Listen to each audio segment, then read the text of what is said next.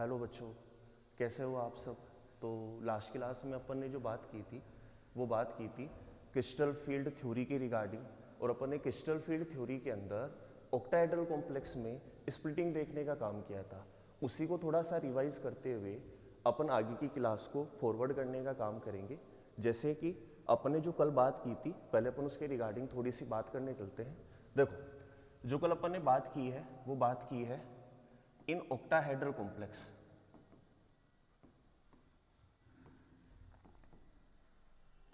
Octahedral complex और octahedral complex के अंदर अपन ने जो बात की थी उसमें ये बोला था कि ऑक्टाहेड्रल कॉम्प्लेक्स के अंदर जो लिगेंड अप्रोच करता है, लिगेंड अप्रोच करता है, वो लिगेंड आपका अप्रोच करता है along the axis, along the axis, along the axis. Axis के रिगार्डिंग लिगेंड अप्रोच करेगा। और जनरली अगर अपन एक्सिस देखने का काम करें तो अपने पास तीन टाइप की एक्सिस प्रेजेंट होती है जिनको अपन शो करने का काम करते हैं। एक आपकी एक्स एक्सिस है, एक आपकी वाई एक्सिस है और एक आपकी जेड एक्सिस है। तो आपके पास में हर एक्सिस की दो डायरेक्शन होती है। एक एक्सिस की पॉजिटिव डायरेक्शन होगी, एक आपके पास नेगेटिव डायरेक्शन होगी। वाई की पॉजिटिव होगी, वाई की नेगेटिव होगी, जेड की पॉजिटिव होगी और जेड की नेगेटिव होगी। तो वहां से अपन ने एक चीज और बोलने का काम किया था कि ऑक्टाहेड्रल कॉम्प्लेक्स के अंदर जो आपका कोऑर्डिनेशन नंबर होता है वो आपके पास 6 होता है। क्योंकि अगर मोनोडेंटेट लिगेंड की बात करें तो 6 लिगेंड आपके अप्रोच करने का काम करते हैं। तो जो 6 लिगेंड है वो इन तीन एक्सिस के थ्रू अप्रोच करने का काम करेंगे। तो ऑक्टाहेड्रल कॉम्प्लेक्स में जो लिगेंड अप्रोच करने का काम करता है वो अलोंग द एक्सिस अप्रोच करने का काम करता है। दूसरी चीज जो अपन ने यहां पर देखी थी वो ये देखी थी कि आपके पास कोई भी अगर डी सबशेल दे रखा है, डी सबशेल गिवन है, और इस डी सबशेल के अंदर अगर आप डी ऑर्बिटल का टाइप देखने जाते हो तो आपके पास जो डी ऑर्बिटल है वो दो टाइप का निकल के आता है। दो टाइप का अपन शो करने का काम करते हैं। कौन कौन सा टाइप होता है वो शो करने का काम करते हैं। पहले टाइप को जो अपन ने 11th क्लास में पढ़ा था उसको अपन नाम बोलते हैं एक्सियल, एक्सियल ऑर्बिटल बोला जाता है। और एक्सियल को अगर अपन यहां बात करें तो कल अपन ने बोला था कि इस ऑर्बिटल को अपन नाम बोलते हैं इजी ऑर्बिटल। दूसरा जो टाइप होता है उसको अपन नाम बोलते हैं नॉन एक्सियल। और नॉन एक्सियल का जो टाइप होता है उसको अपन नाम बोलते हैं T2Z orbital. Generally D subshell के अंदर 5 डी ऑर्बिटल होते हैं। उन 5 डी ऑर्बिटल को अपन दो टाइप में डिवाइड करके चल रहे हैं, axial orbital, non axial. Axial easy orbital, non axial T2Z orbital. जब आप एक्सियल की बात करते हो तो एक्सियल के अंदर आपने कल दो ऑर्बिटल बताने का काम किया था। पहला जो ऑर्बिटल का टाइप था उसको अपन बोलते हैं d x square y square. और जो सेकेंड टाइप निकल के आया था उस सेकेंड टाइप को अपन बोलने का काम करते हैं डी जेड स्क्वायर। जबकि नॉन एक्सियल की अगर बात की जाए तो नॉन एक्सियल के अंदर जो टाइप निकल के आते हैं वो 3 टाइप होते हैं। क्योंकि टोटल डी ऑर्बिटल 5 है, 2 यहाँ आ चुके, तो जो 3 बच रहे हैं वो आपके पास कहाँ आएंगे, नॉन एक्सियल में। जिसके अंदर जो पहला टाइप होगा वो डी एक्स वाई होगा, दूसरा जो टाइप होगा वो डी वाई जेड होगा, और जो आपके पास तीसरा टाइप निकल के आएगा, तीसरा टाइप आप जो शो करने का काम करोगे वो आपका होगा डी जेड एक्स। अब यहां से कल अपन ने एक थ्योरी जनरेट करने का काम किया था और अपन ने ये बोला था थ्योरी के अंदर कि जो आपका लिगेंड है वो एक्सिस से अप्रोच करने का काम कर रहा है। जो एक्सियल ऑर्बिटल होगा वो एक्सिस पर प्रेजेंट रहेगा। एक्सिस पर प्रेजेंट रहेगा तो एक्सियल ऑर्बिटल पर जो रिपल्शन होगा वो ज्यादा लगेगा कंपेरेटिवली किसके, इक्वेटोरियल के या नॉन एक्सियल के। तो उसको शो करने का काम अपन कैसे कर रहे थे, कल अपन ने रिपल्शन की बात की थी रिगार्डिंग टू रिपल्शन। तो रिपल्शन के लिए अपन ने ये बोला था कि जो आपका इजी ऑर्बिटल है उस इजी ऑर्बिटल पर रिपल्शन ज्यादा लग रहा है कंपेरेटिवली किसके, T2Z के। और जहां आपके पास रिपल्शन ज्यादा होता है, रिपल्शन की वैल्यू जहां पर आपके पास ज्यादा होती है वहां पर आपकी जो एनर्जी है उसकी वैल्यू भी आपके पास क्या होती है, इंक्रीज होती है। जनरली अगर देखा जाए तो जहां रिपल्शन लगता है वहां आपकी एनर्जी भी क्या होती है, इंक्रीज। तो जो इजी ऑर्बिटल है उस पर अगर रिपल्शन ज्यादा है तो इसकी एनर्जी भी क्या होगी, ज्यादा होगी। तो इसी को अपन ने बेस बनाते हुए कल अपन ने स्प्लिटिंग करवाने का काम किया था इन ऑक्टाहेड्रल कॉम्प्लेक्स। स्प्लिटिंग करवाने के लिए अपन ने क्या बोला था, अपन पहले आइसोलेटेड एटम लेने का काम कर रहे थे। कैसे शो करोगे आइसोलेटेड एटम को, आ जाओ देखे फटाफट। लो साहब, सबसे पहले अपन ने एक आइसोलेटेड एटम दिया, उस आइसोलेटेड एटम की ये आपके पास में अलग अलग ऑर्बिटल दे रखे हैं, डी सबशेल के 5 ऑर्बिटल। ये आपके पास मेटल की आइसोलेटेड स्टेट है, आइसोलेटेड स्टेट। सही, इस आइसोलेटेड स्टेट के अंदर आपके पास जो ऑर्बिटल है वो कौन कौन से हैं? D x y, d y z और डी जेड एक्स। जबकि दो ऑर्बिटल कौन से हैं? D x square y square और एक क्या है आपके पास? D z square. अपन ने एक चीज बोली थी कल कि जब लिगेंड स्टार्टिंग में अप्रोच करने का काम करेगा, स्टार्टिंग में अप्रोच करेगा, दोनों आइसोलेटेड केस में बैठे हुए हैं, एक इधर बैठा है एक इधर बैठा है। जैसे ही लिगेंड मेटल की ओर अप्रोच करने का काम करेगा, लिगेंड का इलेक्ट्रिक फील्ड अप्लाई होगा, स्टार्टिंग में फार फील्ड लगेगा और वो फार फील्ड जो होगा वो हर एक ऑर्बिटल पर सेम लगने वाला है, सब ऑर्बिटल्स के ऊपर। तो ये आपका फार फील्ड है, फार फील्ड है। और इस फार फील्ड की वजह से आपके जो पांचों के पांचों डी ऑर्बिटल है वो एक एवरेज एनर्जी लेवल पर आके रुक जाते हैं, पांचों के पांचों। तो ये पांचों के पांचों डी ऑर्बिटल को मैं एक एवरेज एनर्जी लेवल पर शो करने का काम कर रहा हूं। फर्स्ट, सेकंड, थर्ड, फोर्थ और ये फिफ्थ, पांचों के पांचों है। इसको अपन बोलते हैं average energy level, energy level. Average energy level क्यों आया है? फार फील्ड की वजह से। आपके पास जितने भी ऑर्बिटल्स है सब पे फार फील्ड अप्लाई हो रहा है। जैसे जैसे लिगेंड आपका मेटल के क्लोज आता जाएगा, जैसे जैसे आप लिगेंड को मेटल के क्लोज आते जाओगे, जो आपका एक्सियल ऑर्बिटल है उसकी ओर अप्रोच करेगा, क्योंकि एक्सिस के अलोंग आ रहा है। और एक्सियल ऑर्बिटल की ओर अगर अप्रोच करने का काम करेगा तो जो एक्सियल होगा उस पर रिपल्शन ज्यादा लगेगा, और एक्सियल पर अगर रिपल्शन ज्यादा लगेगा तो एक्सियल की एनर्जी भी क्या होगी? ज्यादा। और एक्सियल की आपके पास में काउंट कितनी है? इजी की काउंट कितनी है? 2। तो यहां से जो आपके ऑर्बिटल होंगे वो 2 पार्ट में स्प्लिट हो जाएंगे। जनरली 2 पार्ट में स्प्लिट होने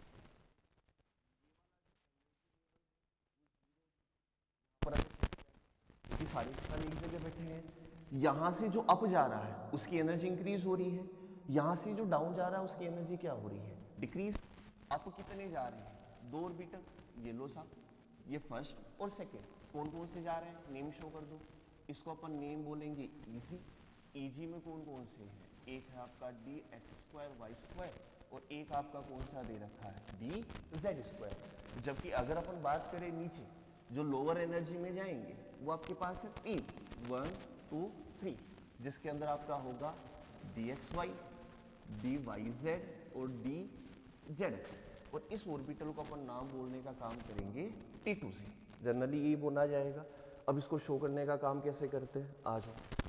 जनरली क्या इलेक्ट्रिक फील्ड के अंदर ऑर्बिटल की स्थिति हुई जिनकी वजह से इनमें एनर्जी का डिफरेंस आया है, जिसको अपन कल नाम बोलने का काम कर रहे थे क्रिस्टल फील्ड स्प्लिटिंग एनर्जी। उस क्रिस्टल फील्ड स्प्लिटिंग एनर्जी को कल अपन ने शो करने का काम किया था डेल से। सही। और अपन अभी जो बात कर रहे हैं वो ऑक्टाहेड्रल कॉम्प्लेक्स की कर रहे हैं, और ऑक्टाहेड्रल कॉम्प्लेक्स की कर रहे हैं इसीलिए अपन इसको नाम बोलने का काम कर रहे हैं डेल्टा ओ। जनरली शो किया जा रहा है, ये 0 एनर्जी लेवल है। अब इस डेल्टा ओ को अपने को डिवाइड करने का काम करना है। क्यों? यहां जो एनर्जी लेवल है वो आपका 0 है, पूरा एनर्जी लेवल 0 है। अब यहां 0 से कुछ ऑर्बिटल ऊपर जा रहे हैं, कुछ ऑर्बिटल कहां आ रहे हैं? नीचे आ रहे हैं। कैसे शो करोगे? सुनना। अगर यहां से जो ऑर्बिटल 2 ऊपर जा रहे हैं वो इन तीनों से एनर्जी गेन कर रहे हैं, तो विथ रेस्पेक्ट टू 3 ऑर्बिटल ये 2 ऊपर जाने का काम कर रहे हैं। तो इनकी जो एनर्जी इंक्रीज होगी वो इन तीनों के रेस्पेक्ट में इंक्रीज होगी, कि जितनी एनर्जी ये तीनों ऑर्बिटल देंगे ये उतना ही ऊपर जाने का काम करेंगे। तो इसकी एनर्जी अपन लिखते हैं प्लस का 3/5। 3 इन तीनों के रेस्पेक्ट में टोटल ऑर्बिटल कितने थे? 5 थे, तो 3/5। और टोटल एनर्जी की स्प्लिटिंग कितनी हुई है? डेल्टा हो। तो जो इजी ऊपर जाएगा वो प्लस का 3/5 डेल्टा ऊपर जाने का काम करेगा। दूसरा, अगर आप T2C की बात करते हो, नीचे वाले ऑर्बिटल की बात करते हो, तो नीचे वाले ऑर्बिटल में क्या बोला जाएगा कि जनरली 2 ऑर्बिटल ऊपर जा रहे हैं, तो ये जितनी एनर्जी गेन करेंगे उतना ये नीचे जाने का काम करेंगे। तो इसकी जो वैल्यू शो करने का काम करते हैं वो करते हैं माइनस का 2/5, क्योंकि एनर्जी लोअर हो रही है तो वैल्यू नेगेटिव लेके चलोगे, -2/5। और टोटल एनर्जी आपकी डेल्टा ओ है, तो विद रेस्पेक्ट टू क्या लेके चल रहे हो? डेल्टा ओ, क्योंकि स्प्लिटिंग इसी में हुई है डेल्टा ओ के अंदर। इतनी जो बातें थी वो अपन ने कल लास्ट क्लास के अंदर देख ली थी। इसको रिकेप करना इसलिए जरूरी है क्योंकि आज ये डायग्राम अपना यूज होने वाला है। अब बात करते हैं कि आपके पास में जो डायग्राम है उस डायग्राम के अंदर अगर आपके पास में कोई इलेक्ट्रॉन फिल करना हो तो उस इलेक्ट्रॉन को आप कैसे फिल करने का काम करोगे उसकी अपन बात करते हैं। तो during the filling of electron in T2Z and EZ, इसके अंदर हम लोग देखने का काम करना है टाइप ऑफ एनर्जी। जब आप इलेक्ट्रॉन फिल करने जा रहे हो तो आपके पास कितने टाइप की एनर्जी यहाँ पर इंक्लूड होने जा रही है इलेक्ट्रॉन फिल हो रहा है। तो देखो यहाँ पर कैसे चेक करने का काम करेंगे, इधर आ जाओ, एक बार डायग्राम को देखने का काम करते हैं। पहले तो आपने ये बोला कि यहाँ से जब आप स्प्लिट करवा रहे हो तो एक तो आपके पास स्प्लिटिंग एनर्जी आ रही है जिसमें एक की एनर्जी ऊपर जा रही है और एक की एनर्जी कहाँ आ रही है, नीचे। तो एक तो अपन जो यहाँ पर एनर्जी इंक्लूड करके चलेंगे वो करके चलेंगे स्प्लिटिंग एनर्जी। क्यों करेंगे? फॉर एग्जाम्पल एक इलेक्ट्रॉन यहाँ फिल हो रखा है, इस इलेक्ट्रॉन को अपने को यहाँ भी फिल करना पड़ेगा। क्यों? क्योंकि ये दोनों जो पार्ट है वो इसी ऑर्बिटल का तो है, तो जो इलेक्ट्रॉन होगा वो इन दोनों में कहीं ना कहीं फिल होने वाला है। अब उसको फिल करने के लिए अपने को एनर्जी चेक करनी पड़ेगी और उसके अंदर जो पहली एनर्जी लेके आ रहे हैं वो लेके आ रहे हैं अपन डेल, जिसको आप स्प्लिटिंग एनर्जी बोलने का काम कर रहे हो। तो जो फर्स्ट टाइप की एनर्जी होती है, टाइप ऑफ एनर्जी में जो फर्स्ट टाइप की एनर्जी होती है उसको अपन नाम बोलने का काम करते हैं स्प्लिटिंग एनर्जी। स्प्लिटिंग एनर्जी, और स्प्लिटिंग एनर्जी को किससे शो कर रहे हैं? डेल से। ऑक्टाहेड्रल में देख रहे हो, इसीलिए अपन क्या बोलेंगे? डेल्टा।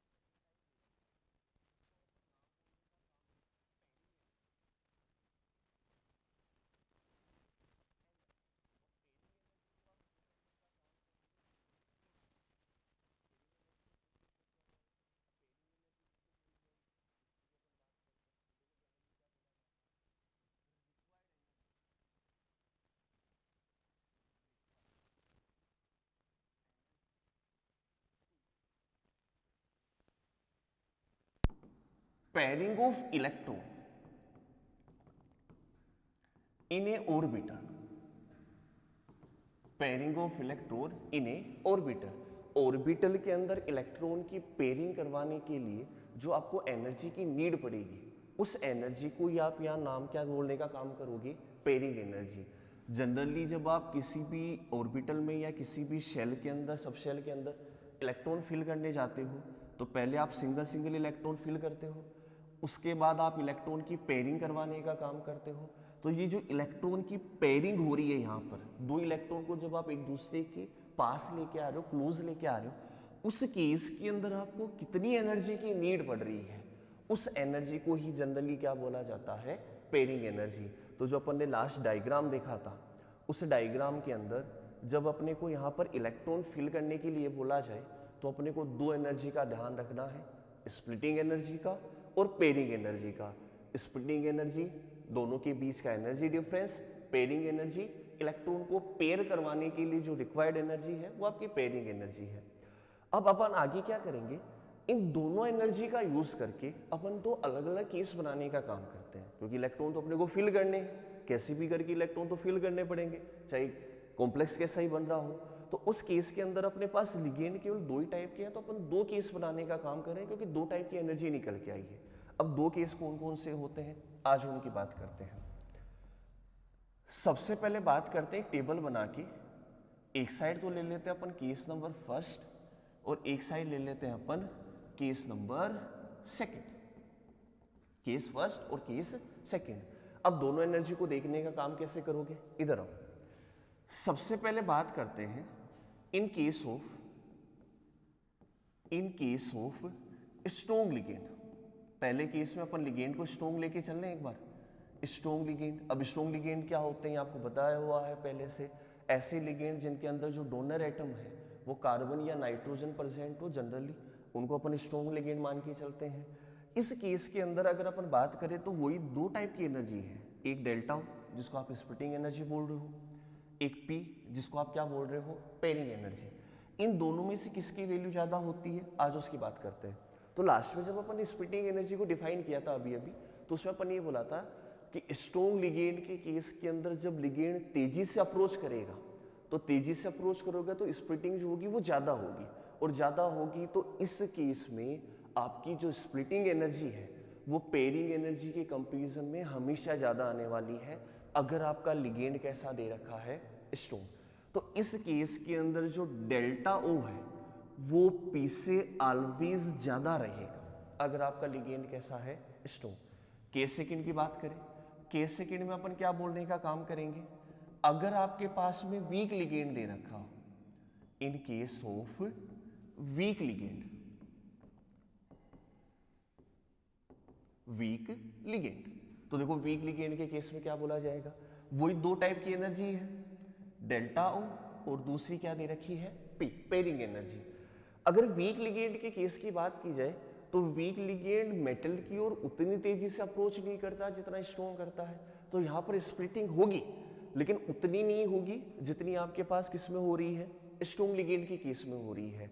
तो यहां पर जो पेयरिंग एनर्जी है वो अपने आप स्प्लिटिंग एनर्जी से बड़ी हो जाती है। देखो बात ऐसी है, अगर आप किसी ऑर्बिटल के अंदर पेयर बनाने जा रहे हो, फॉर एग्जाम्पल एक Eg दे रखा है और दूसरा आपका T2Z दे रखा है, मैं एक एक ऑर्बिटल ही लेके देख रहा हूं।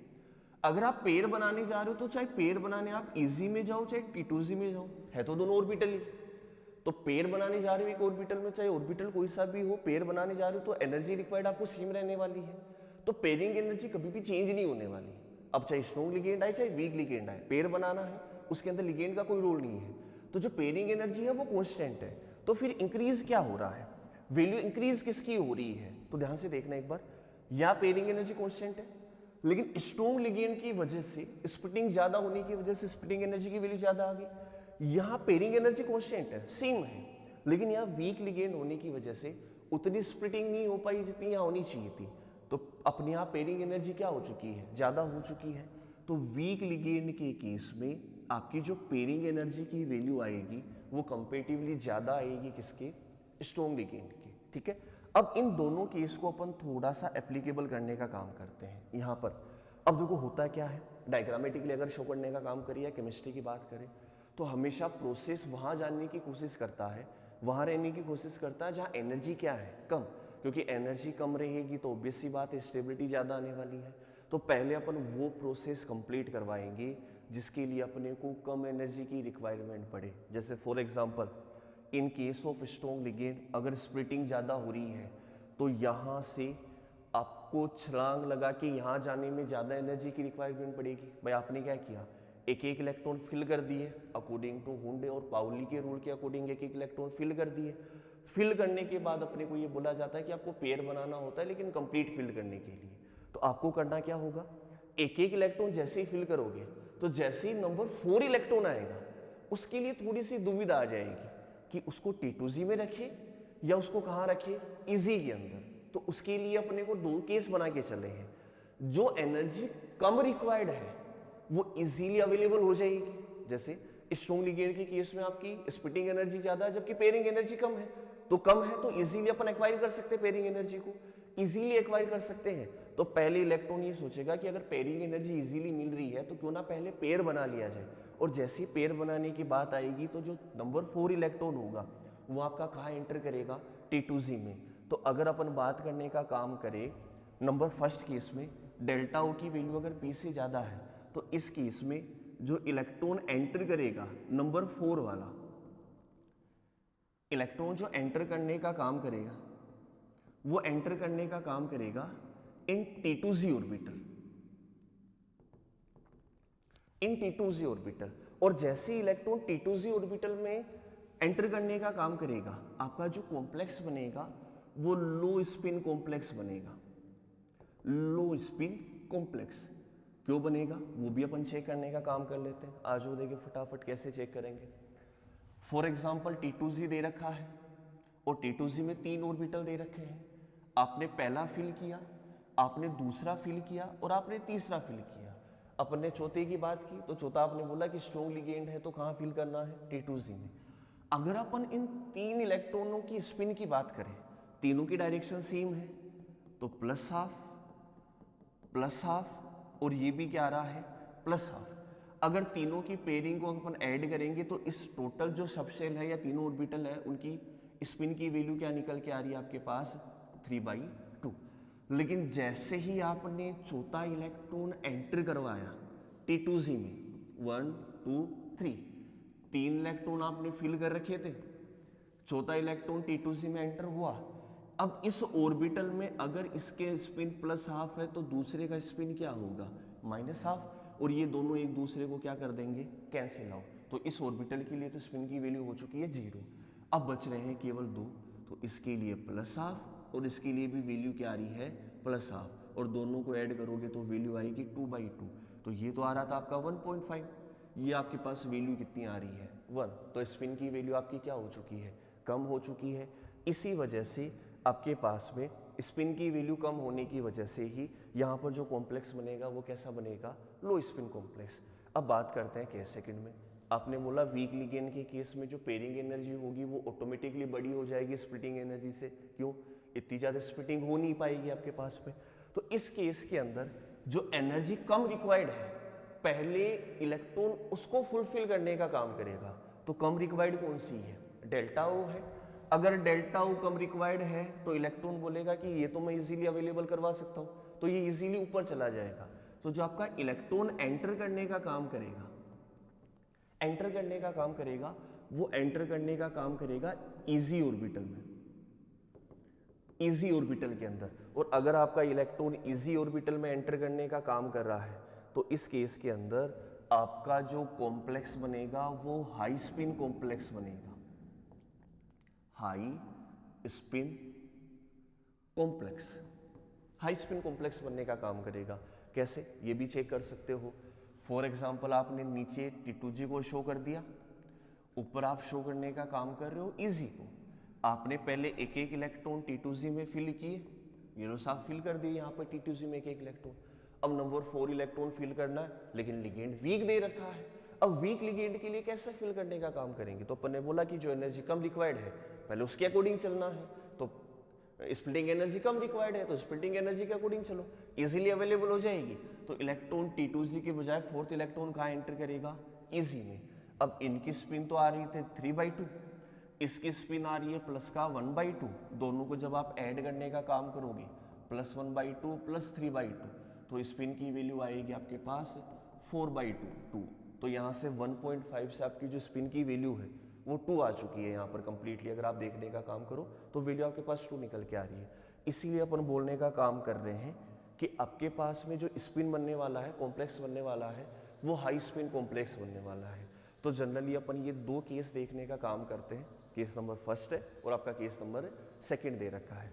अब इसी चीज को जो अपन ने कॉम्प्लेक्स बनाए हैं हाई स्पिन और लो स्पिन, इसी को अपन एक टेबल की फॉर्म में देखने का काम कर रहे हैं। अपन ने क्या किया, 2 लिगेंड लिए हैं, स्ट्रॉन्ग और वीक। अपन एक बार स्ट्रॉन्ग लिगेंड लेके डी के अंदर मिनिमम से मिनिमम और मैक्सिमम से मैक्सिमम कितने इलेक्ट्रॉन आ सकते हैं और उनको अपन T2z और EG में कैसे फिल कर सकते हैं, वो अपन एक टेबल के थ्रू देखने का काम करते हैं। कैसे करेंगे, इधर आ जाओ फटाफट। तो देखो, फिलिंग ऑफ इलेक्ट्रॉन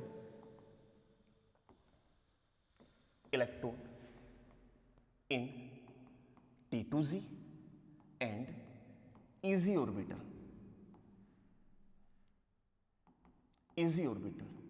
और जो पहला केस ले रहे हैं वो ले रहे हैं इन प्रेजेंस ऑफ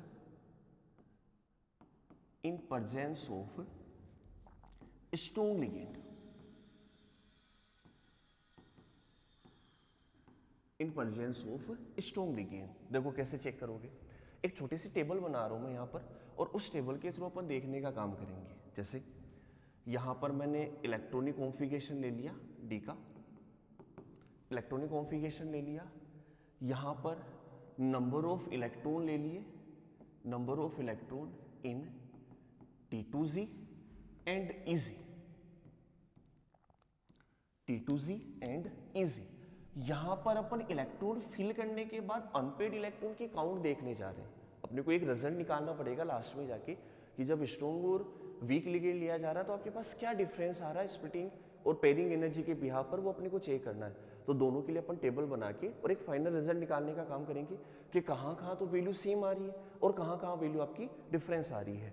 तो एन का मीन होगा number of unpaired electron, number of unpaired electron, और लास्ट में अपन जो वैल्यू लेने का काम करेंगे वो म्यू की वैल्यू लेंगे, जिसको आप मैग्नेटिक मोमेंट बोलते हो। और म्यू का फॉर्मूला आपको सबको पता है, म्यू का फॉर्मूला होता है √n × n+2। इसी फॉर्मूले का आपको यूज करना है और म्यू की वैल्यू निकालने का काम करना है। अब अपन एक इलेक्ट्रॉनिक कॉन्फ़िगरेशन लेते हैं डी सबशेल का और उसके बिहाव पर अपन ये इलेक्ट्रॉन फिल करने का काम करते हैं T2z और EG में। बस ये ध्यान रखना, लिगेंड जो लेके चल रहे हैं वो अपन स्ट्रॉन्ग लेके चल रहे हैं। यहाँ पर आ जाओ, सबसे पहला जो केस है वो है D1, फर्स्ट केस। अब D1 केस के अंदर या फर्स्ट केस के अंदर अपन को इलेक्ट्रॉन फील करना है। ऑब्वियस सी बात है, अगर अपन डायग्राम देखने का काम करें तो डायग्रामेटिकली अगर अपन चेक करने का काम करें तो देखो डायग्रामेटिकली कैसे चेक किया जाएगा। आपने 11th क्लास के अंदर इलेक्ट्रॉन फिल करने के लिए 3 रूल पढ़े हैं। एक होता है अबव प्रिंसिपल, उसमें 3 रूल होते हैं। आपके पास पाउली होता है, आपके पास हुंड होता है और आपके पास n+l होता है। n+l सबशेल के लिए एप्लीकेबल है, ये तो एक ही सबशेल है तो इसके लिए वो रूल एप्लीकेबल नहीं होगा, लेकिन हुंड को और आप पाउली को फॉलो करते हुए चलोगे। पाउली क्या बोलता है, पहले आपको एक ऑर्बिटल में एक सिंगल इलेक्ट्रॉन, 2 इलेक्ट्रॉन फिल करने हैं, मैक्सिमम से मैक्सिमम 2 इलेक्ट्रॉन फिल करने हैं। दोनों का स्पिन एक दूसरे के अपोजिट होना चाहिए ताकि चारों जो क्वांटम नंबर्स हैं उनकी वैल्यू आपके पास कम से कम एक क्वांटम नंबर की वैल्यू डिफरेंट आ चुकी है। तो पाउली एक ऑर्बिटल में आपको इलेक्ट्रॉन फिल करना बता रहा है। अगर हुंड की बात करें तो हुंड आपको ये बोलता है कि एक सबशेल में इलेक्ट्रॉन कैसे फिल किए जाते हैं। जनरली अगर देखने का काम करें तो पहले आपको एक एक करके इलेक्ट्रॉन फिल करने होते हैं, फिर आपको पेयर बनाना होता है। और n+l रूल ये बोलता है कि पहले जिसकी एनर्जी लो है उसमें इलेक्ट्रॉन फिल करोगे, फिर जिसकी एनर्जी ज़्यादा है वहाँ इलेक्ट्रॉन फिल करने का काम किया जाएगा। तो अपन लोवरिंग से स्टार्ट करें। लोवरिंग एनर्जी किसकी है, T2z की। हायर एनर्जी किसकी है, EG की। तो पहले इलेक्ट्रॉन कहाँ फिल होंगे, T2z में। अब चाहे वीक लिगेंड हो चाहे स्ट्रॉन्ग लिगेंड हो, पहले आपको लोअर एनर्जी को भी फिल करने का काम करना है। तो यहाँ से अगर अपन D1 की बात करें तो D1 के अंदर जो इलेक्ट्रॉन होगा वो सबसे पहले फिल होगा T2z में। तो जहाँ नंबर ऑफ इलेक्ट्रॉन और कॉन्फ़िगरेशन क्या बनेगा, T2Z और EZ। T2Z में D1 का एक इलेक्ट्रॉन T2Z में जा रहा है, तो EZ में नंबर ऑफ इलेक्ट्रॉन क्या है, 0 है। यहाँ पर जब आप T2Z में एक इलेक्ट्रॉन शो करने का काम करोगे तो देखो कैसे शो करोगे, मैं यहाँ डायग्राम भी बना देता हूँ ताकि थोड़ा इजी रहे। ये T2Z है आपका और ये आपका क्या दे रखा है, EZ दे रखा है। एक इलेक्ट्रॉन आपने यहाँ फिल कर दिया, सिंगल इलेक्ट्रॉन फिल किया तो अनपेड है, नंबर ऑफ अनपेड इलेक्ट्रॉन भी 1 आ रहा है निकल के, तो यहाँ से जो नंबर ऑफ अनपेड की काउंट इलेक्ट्रॉन की काउंट है वो आपके पास कितनी निकल के आई है, 1। और जब n की वैल्यू आप वहाँ पुट करने का काम करोगे तो जो न्यू की वैल्यू निकल के आएगी वो कितनी निकल के आएगी, √3 निकल के आएगी। ऐसे ही अगर अपन बात करें D2 की, D2 एक इलेक्ट्रॉन था, अब दूसरा कॉन्फ़िगरेशन अपन ने D2 ले लिया। अगर D2 की बात की जाए तो वही आपको 2 इलेक्ट्रॉन फिल करने हैं। पहला काम वही, सबसे पहले लोअर एनर्जी को कंप्लीट करना पड़ेगा, तो दूसरा इलेक्ट्रॉन भी जो एंटर करेगा वो आपका कहाँ एंटर करेगा, T2Z में एंटर करेगा। T2Z में एंटर करेगा तो आपका जो यहाँ पर नंबर ऑफ इलेक्ट्रॉन T2Z और EZ में शो करने का काम करोगे वो कैसे करोगे, T2Z में 2 इलेक्ट्रॉन है और EZ के अंदर वही नंबर ऑफ इलेक्ट्रॉन क्या निकल के आ रहे हैं, 0। और यहाँ से अगर अपन नंबर ऑफ अनपेड इलेक्ट्रॉन भी देखना चाहे तो 2 ही है, तो नंबर ऑफ अनपेड इलेक्ट्रॉन यहाँ से भी कितने आएंगे, 2। जब यहाँ पर आप वैल्यू पुट करने का काम करोगे, n की वैल्यू 2 पुट करने का काम करोगे तो यहाँ पर आपके पास जो न्यू की वैल्यू आएगी वो आपके पास निकल के आएगी √8। सही, आगे आ जाओ। अगर नंबर 3 की बात करें, ऐसे करके अपने को सारी इलेक्ट्रॉनिक कॉन्फ़िगरेशन फिल करने का काम करना है। 3 D3 में आ जाओ, पहले T2Z को फिल करना है, तो T2Z के अंदर नंबर ऑफ इलेक्ट्रॉन कितने आ रहे हैं, 3। EZ में नंबर ऑफ इलेक्ट्रॉन वही क्या है, 0। नंबर ऑफ अनपेड इलेक्ट्रॉन कितने आ रहे हैं, 3।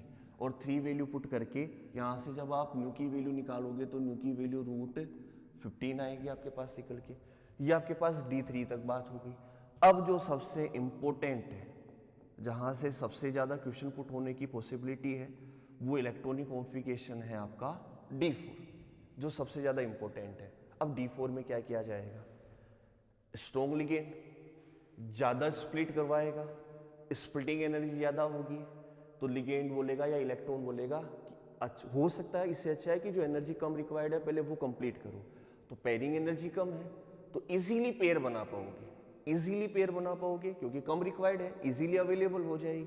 और इजीली अगर पेयर बना पाओगे, ऊपर जा नहीं सकते क्योंकि डेल्टा हो ज़्यादा है स्ट्रॉन्ग लिगेंड के केस में, तो नीचे आने का काम करना है। तो 3 इलेक्ट्रॉन तो आपने पहले फिल कर दिए थे, D4 की बात कर रहे हो, तो चौथा इलेक्ट्रॉन भी आपका कहाँ फिल होने का काम करेगा, T2Z के अंदर ही फिल होने का काम करेगा। तो यहाँ से अगर अपन T2Z और EZ में नंबर ऑफ इलेक्ट्रॉन देखने जाएं तो T2Z के अंदर जो काउंट आएगी वो 4 आएगी और EZ के अंदर अभी भी नंबर ऑफ इलेक्ट्रॉन की काउंट क्या निकल के आ रही है, 0 निकल के आ रही है। अब यहाँ से आपको नंबर ऑफ अनपेड इलेक्ट्रॉन देखने का काम करना है। पहले 3 थे, जैसे ही पेयर बनाया, एक चौथा इलेक्ट्रॉन एंटर करवा के जैसे ही पेयर बनाया, नंबर ऑफ अनपेड इलेक्ट्रॉन क्या आ गए हैं, 2, ओनली 2 है। तो यहाँ से आप number of unpaired electron show करने का काम करोगे तो क्या आएगा, 2। और नंबर ऑफ अनपेड इलेक्ट्रॉन अगर 2 है तो इस केस के अंदर वही आपकी न्यू की वैल्यू क्या आएगी, √8 आएगी। ऐसे ही अपन आगे चल के और शो करने का काम कर सकते हैं। आज फॉर एग्जाम्पल आपको D4 दे रखा है, D4 के लिए वही इलेक्ट्रॉन फिल करने का काम करना है, तो सॉरी D4 तो हो गया, D5 की बात करते हैं। D5 में इलेक्ट्रॉन फिल करने का काम करना है, तो वही T2Z, वही आपका EZ। जब तक T2Z पूरा नहीं हो जाता ऊपर नहीं जा सकते क्योंकि पेयरिंग इजीली अवेलेबल है। तो जो सारे के सारे इलेक्ट्रॉन होंगे वो कहाँ एंटर करेंगे, T2Z में। EZ में नंबर ऑफ इलेक्ट्रॉन अभी भी क्या आ रहे हैं, 0। यहाँ जो नंबर ऑफ अनपेड इलेक्ट्रॉन होगा उसकी काउंट कितनी निकल के आएगी, 1। और अगर नंबर ऑफ अनपेड इलेक्ट्रॉन 1 आ रहा है तो न्यू की वैल्यू आपके पास क्या निकल के आनी है, √3। ऐसी अगर अपन D6 इलेक्ट्रॉनिक कॉन्फ़िगरेशन की बात करें, D6 की बात करें तो अभी भी आपके पास एक का स्पेस अवेलेबल है T2Z में, तो T2Z को यहाँ कंप्लीट कर दो क्योंकि इसको भरे बिना अपन ऊपर नहीं जा पाएंगे, पेयरिंग एनर्जी इजीली अवेलेबल है। EZ में अभी भी नंबर ऑफ इलेक्ट्रॉन क्या है, 0। यहाँ number of electron unpaired electron क्या आ रही है, 0। और n की वैल्यू 0 है तो न्यू की वैल्यू जब फॉर्मूले में पुट करोगे √n × n + 2 में, तो न्यू की वैल्यू भी क्या आएगी, 0 आएगी। यहाँ तक आपके पास जो इलेक्ट्रॉन है वो T2Z में कंप्लीटली फिल्ड हो चुके हैं। अब बात करते हैं अपन D7 की। D7 T2Z पूरा भर चुका है, डायग्रामेटिकली देख लें, ये 5वां एंटर करवा दिया, ये 6ठा इलेक्ट्रॉन एंटर करवा दिया, कंप्लीट फिल हो चुका है। अब कोई रास्ता नहीं बच रहा, इलेक्ट्रॉन एंटर करवाना ही पड़ेगा। तो अब आपको कहाँ जाना पड़ेगा, इजी के अंदर। तो जैसे आप इजी में जाओगे आपका इलेक्ट्रॉनिक कॉन्फ़िगरेशन क्या बनेगा वो चेक करने का काम करते हैं। D7 T2Z में मैक्सिमम 6 आ सकते थे, 6 अपन ने फिल कर दिए हैं। अब जो इलेक्ट्रॉन फिल हो रहा है वो कहाँ फिल होने का काम कर रहा है, इजी में।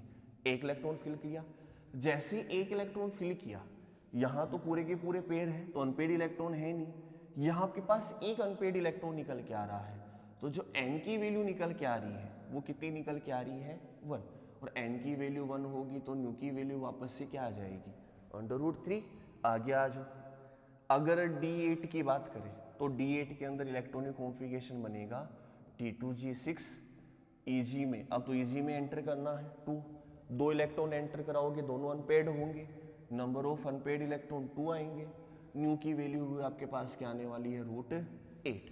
ऐसे ही अगर अपन D9 की बात करें तो D9 के अंदर अभी तो Eg हाफ फिल्ड हुआ है, Eg के अंदर 2 इलेक्ट्रॉन और आ सकते हैं, ठीक है। तो Eg में नंबर ऑफ इलेक्ट्रॉन 3 हो जाएंगे। अब जैसे ही नंबर ऑफ इलेक्ट्रॉन आप 3 करोगे, पहले 2 करें, जैसे ही एक एंटर कराओगे ये वापस से पेयर बन जाएगा, तो नंबर ऑफ अनपेड इलेक्ट्रॉन कितना आएगा, 1। वापस से नंबर ऑफ अनपेड इलेक्ट्रॉन कितना आ रहा है, 1 आ रहा है, और 1 आ रहा है तो इसकी वैल्यू वापस से क्या आएगी, √3 आएगी। आगे आ जाओ, लास्ट केस आ रहा है D10। D10 इजी को कंप्लीट फिल करना है, कोई रास्ता नहीं है अपने पास, तो T2Z6 Eg में 4, नंबर ऑफ अनपेड इलेक्ट्रॉन क्या, 0, और नंबर ऑफ अनपेड इलेक्ट्रॉन 0 है तो न्यू की वैल्यू भी आपके पास क्या निकल के आ रही है, 0 निकल के आ रही है। तो अपन ने क्या किया, D1 से लेके D10 तक स्ट्रॉन्ग लिगेंड की केस में अलग अलग इलेक्ट्रॉनिक कॉन्फ़िगरेशन बना के देखे T2Z और Eg में इलेक्ट्रॉन फिल करके, और वहाँ से अपन ने n की वैल्यू निकाली, और वहाँ से अपन ने किसकी वैल्यू निकाली, न्यू की वैल्यू। अब यही सेम चीज़ अपन रिपीट करने का काम कर रहे हैं in case of week ligand. अगर आपके पास में लिगेंड वीक दे रखा है, वीक लिगेंड दे रखा है, तो उस वीक लिगेंड के केस में आप कैसे शो करने का काम करोगे, क्या क्या वैल्यू निकल के आएगी, और कौन सी वैल्यू स्टोन के साथ मैच करेगी और कौन सी नहीं करेगी, वहां से अपन रिजल्ट निकालने का काम करेंगे। आ जाओ फटाफट, वही मैं इलेक्ट्रॉनिक कॉन्फ़िगरेशन बना रहा हूँ, वही नंबर ऑफ इलेक्ट्रॉन T2Z और Eg में फिल कर रहा हूँ, वही नंबर ऑफ अनपेड इलेक्ट्रॉन ले रहा हूँ, और वही न्यू की वैल्यू लेने का काम कर रहा हूँ। देखो इलेक्ट्रॉनिक कॉन्फ़िगरेशन, ठीक है, electronic configuration, number of electron in T2Z and Eg, ठीक है,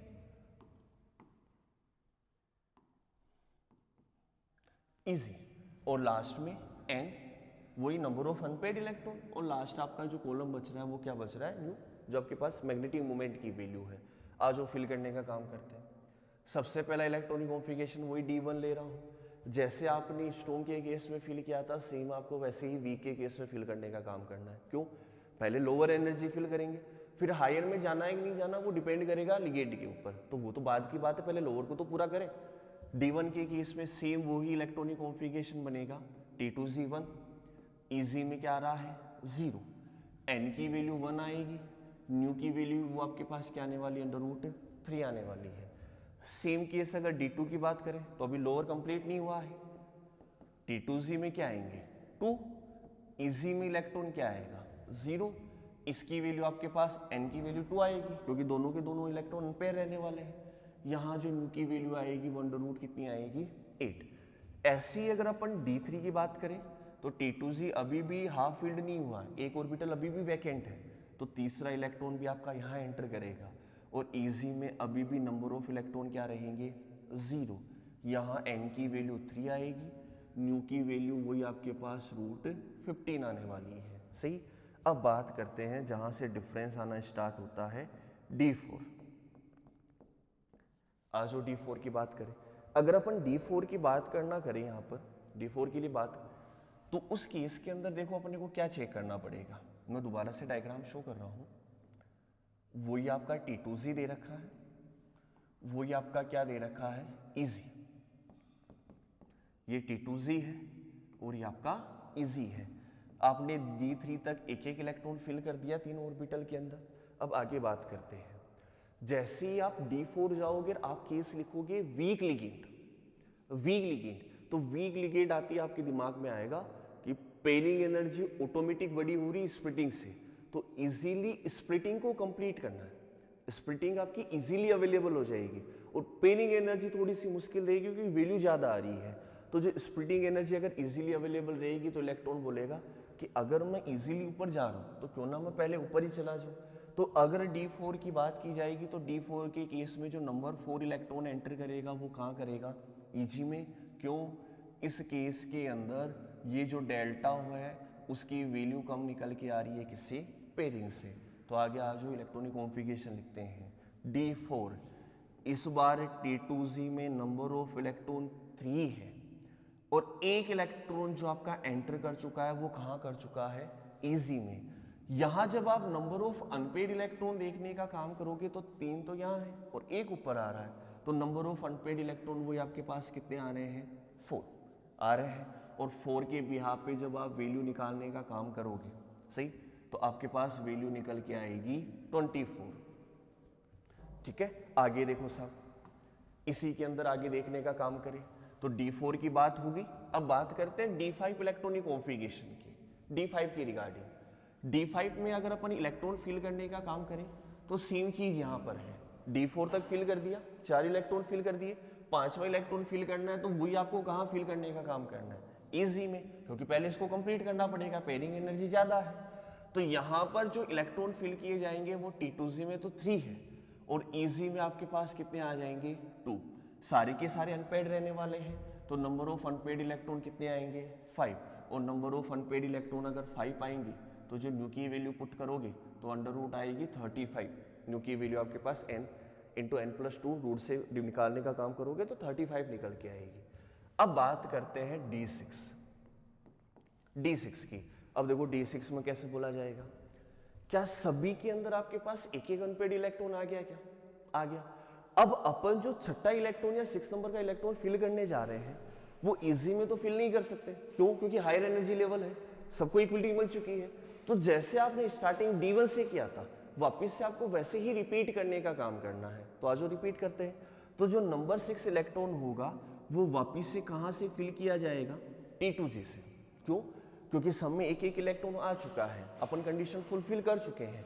अब वापस से T2Z से स्टार्ट करोगे तो नंबर ऑफ जो D6 का इलेक्ट्रॉन 6 इलेक्ट्रॉन होगा वो T2Z में एंटर करने का काम करेगा और T2Z में एंटर करेगा तो आपका जो इलेक्ट्रॉनिक कॉन्फ़िगरेशन बनेगा वो बनेगा T2Z में 4 और EZ में क्या निकल के आ रहा है, 2 आ रहा है। जैसे ही आपने यहाँ इलेक्ट्रॉन फिल किया, क्या आपके पास में नंबर ऑफ अनपेड इलेक्ट्रॉन कम हुए हैं क्या, 2 तो यहाँ है और 2 आपके पास यहाँ निकल के आ रहे हैं। तो यहाँ से जो आपके पास नंबर ऑफ अनपेड इलेक्ट्रॉन की काउंट आएगी वो केवल आपके पास क्या निकल के आएगी, 4। और 4 की बिहाफ पे जब आप न्यू की वैल्यू निकालोगे तो अंडर रूट 24 निकल के आएगी n की वैल्यू पुट करने के बाद में। ऐसे ही अगर अपन अब D7 की बात करें तो जैसे D6 से फिल करना स्टार्ट किया वैसे D7, 8, 9, 10 तक फिल कर सकते हैं इजीली। आ जाओ, फिर से इलेक्ट्रॉन आपका T2Z में जाएगा तो T2Z 5, EZ के अंदर नंबर ऑफ इलेक्ट्रॉन कितने आ रहे हैं, 2। यहाँ पर अनपेड इलेक्ट्रॉन की काउंट चेक करोगे तो कितनी आएगी, 3। और 3 के लिए जब चेक करने का काम करोगे तो न्यू की वैल्यू क्या आएगी, अंडर रूट 15। ऐसे ही अगर अपन D8 की बात करें, D8 की, तो D8 के केस के अंदर T2Z में 6 इलेक्ट्रॉन रिक्वायर्ड थे, 6 के 6 आपके पूरे कंप्लीट हो जाएंगे। EZ के अंदर वही नंबर ऑफ इलेक्ट्रॉन आपके पास 2 रहने वाले हैं। यहाँ पर अनपेड इलेक्ट्रॉन की काउंट केवल 2 रहेगी और वो इलेक्ट्रॉन केवल EZ वाले रहेंगे क्योंकि T2Z में आप कंप्लीट फिल कर चुके हो, 6 के 6 इलेक्ट्रॉन कंप्लीटली फिल्ड हो चुके हैं। तो अब केवल EZ के 2 इलेक्ट्रॉन अनपेड बच रहे हैं और n की वैल्यू 2 के बिहाफ पर जब आप न्यू की वैल्यू निकालोगे तो न्यू की वैल्यू आएगी root 8। Last case, second last case sorry, D9। जब D9 की बात की जाएगी तो T2Z तो पूरा फिल हो चुका है, 6 इलेक्ट्रॉन, इजी बच रहा है, तो इजी के अंदर आप नंबर थर्ड इलेक्ट्रॉन एंटर कराओगे D9 का। जैसे ही थर्ड इलेक्ट्रॉन एंटर करेगा, आपके पास जो अनपेड इलेक्ट्रॉन की काउंट बचेगी वो बचेगी 1, और 1 के यहाँ पे जब आप इसकी वैल्यू निकालोगे तो कितनी आएगी, √3। इसके बाद एक जो केस बच रहा है लास्ट, उसको भी अपन यहाँ मेंशन करने का काम करते हैं, D10। ठीक है, D10 वही T2Z में आपके पास काउंट 6 है, EG में आपके पास काउंट जो आ रही है वो निकल के आ रही है 4, अनपेड इलेक्ट्रॉन की काउंट आ रही है 0, और अनपेड इलेक्ट्रॉन 0 है तो न्यू की भी काउंट क्या निकल के आएगी, 0 निकल के आएगी। तो ये आपके पास वीक फील्ड लिगेंड के केस में एक टेबल जनरेट हुई है जिसके अंदर अपन ने अलग अलग इलेक्ट्रॉनिक कॉन्फ़िगरेशन के लिए वैल्यूज देखने का काम किया है, T2Z और EZ में नंबर ऑफ इलेक्ट्रॉन की, अनपेड इलेक्ट्रॉन की और न्यू की वैल्यू की। अब यहाँ से अपन थोड़ा सा कंपेरिजन करने का काम करते हैं, दो तीन इलेक्ट्रॉनिक कॉन्फ़िगरेशन को पकड़ते हैं और उनके बिहाफ पर अपन कंपेरिजन करने का काम करते हैं। इधर आओ, अगर अपन स्ट्रॉन्ग लिगेंड के केस में बात करें और D1 की बात करें तो T2Z1 में EZ में 0 है, थोड़ा ध्यान रखना, 1 है, √3 है, 2 है, 0 है, 2 है, √8 है, 3 है, 0 है, 3 है, √15 है। D3 तक एक बार अपन थोड़ा सा बात करके चलते हैं, √3, √8 और √15। अब यही चीज अपन बात करते हैं वीक के केस में, T2Z में 1, अनपेड इलेक्ट्रॉन 1, √3, 2, 2, √8, 3, 3, √15। क्या रिजल्ट सेम आ रहा है दोनों के केस में? तो चाहे इलेक्ट्रॉनिक कॉन्फ़िगरेशन आपके पास D1 हो, चाहे D2 हो, चाहे D3 हो, इन तीनों केस के अंदर चाहे लिगेंड आपका स्ट्रॉन्ग दे रखा हो, चाहे लिगेंड आपका वीक दे रखा हो, तीनों केस के अंदर आपके पास जो न्यू की और अनपेड इलेक्ट्रॉन की काउंट निकल के आएगी और T2Z और EZ में नंबर ऑफ इलेक्ट्रॉन निकल के आएंगे, वो सेम आने वाले हैं। तो एक बार अपन साथ में रिजल्ट भी मेंशन करने का काम कर दे तो ज़्यादा बेटर रहने वाला है। अगर रिजल्ट भी मेंशन कर दे तो इधर सुनना रिजल्ट क्या निकल के आ रहा है, रिजल्ट क्या आ रहा है निकल के। इन केस ऑफ, सबसे पहला result, in case of D1, in case of D2 और in case of D3, ligand आपका चाहे स्ट्रॉन्ग दे रखा हो चाहे आपका वीक दे रखा हो, जो नंबर ऑफ इलेक्ट्रॉन होंगे, number of electron in T2Z and EZ, वो दोनों के दोनों आपके पास सेम आने वाले हैं। चाहे आप स्ट्रॉन्ग की बात कर लो चाहे आप वीक की बात कर लो, नंबर ऑफ इलेक्ट्रॉन दोनों में सेम आएंगे। आप पीछे वाली टेबल से जाके इजीली रिजल्ट मैच कर सकते हो। सेम ऐसे ही और कहाँ कहाँ आपके पास सेम निकल के आ रहे हैं रिजल्ट, वो भी चेक करने का काम कर लें। ये स्ट्रॉन्ग की है आपके पास में, थोड़ा सा ध्यान से देखना। D8 का इलेक्ट्रॉनिक कॉन्फ़िगरेशन T2Z और EG का निकल के आ रहा है 6 और 2, D9 का आ रहा है 6 और 3, D10 का आ रहा है 6 और 4, अनपेड इलेक्ट्रॉन 2, 1, 0, √3, √8, √3 और 0 वैल्यू। अब सेम चीज अपन बात करते हैं वीक के लिए। आ जाओ, वही T2Z6 EG में 2, T2Z6 EG में 3, T2Z6 EG में 4, 2, 1, 0, √8, √3 और 0। तो क्या इस केस के अंदर भी आपके पास रिजल्ट की वैल्यू सेम आ रही है क्या? तो सेकंड जो आप यहां से कंक्लूजन निकालने का काम करोगे वो ये करोगे कि in case of D8, in case of D9 और इन केस ऑफ D10 आपका चाहे लिगेंड स्ट्रॉन्ग दे रखा हो चाहे वीक दे रखा हो, जो नंबर ऑफ इलेक्ट्रॉन होंगे इन T2Z एंड EZ, वो भी आपके पास क्या आने वाले हैं, सेम आने वाले हैं इस केस के अंदर भी। अब साहब डिफरेंस कहाँ आएगा? सबसे बड़ा तो बात वो है, क्योंकि जो चीज़ सेम आ रही है वो तो कोई पूछेगा नहीं आपको, जहाँ आपके पास डिफरेंस आ रहा है वही पूछने का काम करेंगे। तो डिफरेंस कहाँ आ रहा है वो अपन चेक करने का काम करते हैं। आज वो देखिए, आपके पास बचा है D4, आपके पास बचा है D5, आपके पास बचा है D6, आपके पास बचा है D7। आज वो देखिए चेक करने का काम करते हैं इन तीनों में कहाँ कहाँ आपके पास क्या क्या डिफरेंस आ रहा है। ये आपके पास D4, D4 के अंदर आपके पास जो नंबर ऑफ अनपेड इलेक्ट्रॉन है, क्योंकि पेयरिंग हो रही है, पेयरिंग एनर्जी कम है, तो नंबर ऑफ अनपेड इलेक्ट्रॉन 2 आ रहे हैं। जबकि यहां पर अगर आप वीक फील्ड लिगेंड के केस में बात करोगे तो D4 के केस में नंबर ऑफ अनपेड इलेक्ट्रॉन 4 आ रहे हैं। वहां 2 थे, यहां 4 थे। क्यों? क्योंकि यहाँ आपका जो इलेक्ट्रॉन है वो इजी में जा रहा है, जबकि वहां इलेक्ट्रॉन कहाँ फील हो रहा है? T2Z में फील हो रहा है। सेम ऐसे ही आपके पास आगे आने वाला है।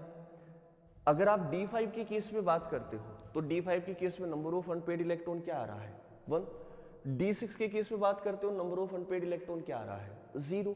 लेकिन अगर आप वीक फील्ड के एंड के केस में बात करते हो तो इधर देखो D4 आ चुका है। D5 के केस में बात करोगे तो नंबर ऑफ अनपेड इलेक्ट्रॉन आपके पास में 5 आने वाला है, और D6 के केस में बात करोगे तो कितने आने वाला है? 4 आने वाला है, जबकि वहां पर आपके पास क्या आ रहा है? 0 आ रहा है। तो अगर इन केस की अपन बात करने का काम करें, D4, D5, D6 और D7, तो देखो आपके पास 2 टाइप की कंडीशन यहाँ पर बनने वाली है। 2 टाइप की कंडीशन आप फुलफिल करने का काम करोगे। कौन कौन सी कंडीशन है? सुनते रहना फटाफट। सबसे पहले in case of strong ligand, in case of strong ligand, strong ligand के केस में क्या बोला जाएगा? इलेक्ट्रॉन फील हो रहा है T2Z में, स्पिन की वैल्यू कम हो रही है, क्योंकि अपन ने लास्ट में जब केस चेक किए थे तो केस के अंदर अपन ने यही बोलने का काम किया था कि जब आपकी स्प्लिटिंग एनर्जी ज्यादा होगी पेयरिंग से तो इलेक्ट्रॉन T2Z में एंटर करेगा, और T2Z में एंटर करेगा तो स्पिन क्या होती जाएगी? कम होती जाएगी। तो T2Z में एंटर कर रहा है और T2Z में एंटर कर रहा है तो आपकी स्पिन क्या हो रही है? कम। तो इस केस के अंदर आपकी जो स्पिन की वैल्यू कम होगी तो जो आपका कॉम्प्लेक्स बनेगा वो लो स्पिन कॉम्प्लेक्स बनेगा। वहां सी बन रहे थे इसलिए अपन वहां डिफाइन नहीं कर रहे थे, जबकि यहां पर आपका लो स्पिन कॉम्प्लेक्स बनने वाला है। लेकिन in case of week ligand बात करें, in case of week ligand, in case of week ligand के केस में जो आपका इलेक्ट्रॉन एंटर करेगा वो T2Z के बाद सीधा कहाँ एंटर करेगा? इजी में। और सीधा अगर इजी में एंटर करेगा तो स्पिन की वैल्यू इंक्रीज होगी। वो अपन ने चेक करने का काम किया था, क्योंकि 3 इलेक्ट्रॉन नीचे, 1 ऊपर, सारे के सारे अनपेड, सबकी डायरेक्शन सेम है, तो स्पिन ऑटोमेटिक इंक्रीज हो जाएगी। और ऑटोमेटिक अगर स्पिन इंक्रीज होगी तो जो आपका कॉम्प्लेक्स बनेगा वो कैसा बनेगा? आपका हाई स्पिन कॉम्प्लेक्स बनेगा, हाई स्पिन कॉम्प्लेक्स। तो थोड़ा सा ध्यान रखना, अगर आपके पास में डिफरेंस जो आएगा जनरली ऑक्टाहेड्रल के केस में लिगेंड के बिहार पर जो डिफरेंस आएगा T2Z और EZ में नंबर ऑफ इलेक्ट्रॉन का, वो आपके पास इन्हीं इलेक्ट्रॉनिक कॉन्फ़िगरेशन के लिए आने वाला है जनरली अगर अपन चेक करने का काम करें तो ये आपके पास में एक टेबल आ गई है जहाँ से अपन रिजल्ट को इंक्लूड करने का काम कर सकते हैं।